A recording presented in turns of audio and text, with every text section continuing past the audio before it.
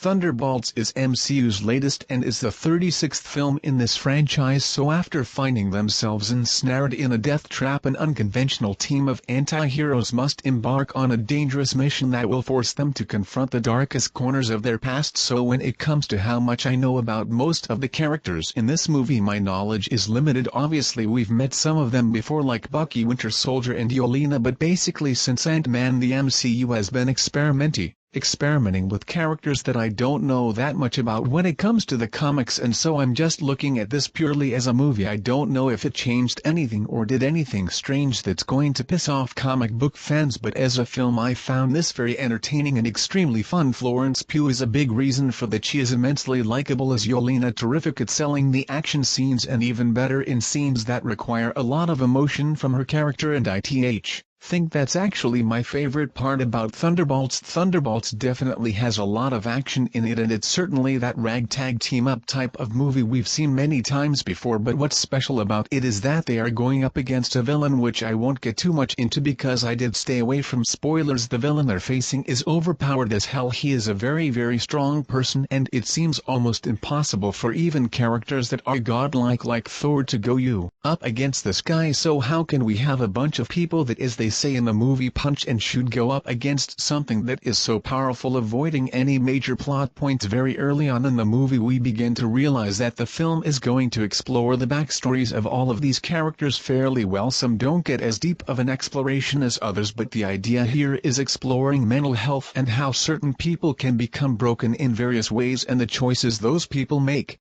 and how it can affect their lives as well as the lives of others. A lot of these characters have been faced with a fork in the road at various times in their life, and we're watching a lot of them face that right now. They're known mostly for being mercenaries, quote-unquote bad guys, and now they have to team up to do something good, and they don't really know how that works, and it's through the deep examination of the various hardships these characters have faced in their lives that allows this movie, the 36th in the MCU, to find its unique stride. Cause if the MCU has proved anything at this point, it's that they're very good at being popcornable. You can enjoy a film and not really think too hard about it and forget about the world for a while. It doesn't mean they're always good. The past few MCU movies have been extremely disappointing. This one in particular, though, has the fun vibes of what you expect from a movie like this, with not too much humor. The humor does not affect the stakes in integral ways that make you forget that you're watching characters who are dealing with life and death stakes. The balance of drama, humor and action here is pretty good, but it is through the fact that most of these characters have dealt with considerable trauma in their past that this movie feels like it stands out amongst the massive pack of MCU movies. David Harbour as Alexei Shostakov stands out as a major bright spot in this movie. Without a doubt he gets all the biggest laughs in the movie. But as I said, it doesn't feel like it is at the expense of the material. You don't feel like you're losing the feeling of drama or stakes whenever he pops a joke, because it seems like it's timed fairly well, and the motivation behind his humor is usually rooted in his Papa Bear mentalities as a father, and so it's not like he's just joking because the script wants him to. It does feel like he has a real reason to get in there and try to be fatherly, and his version of fatherly is very big and very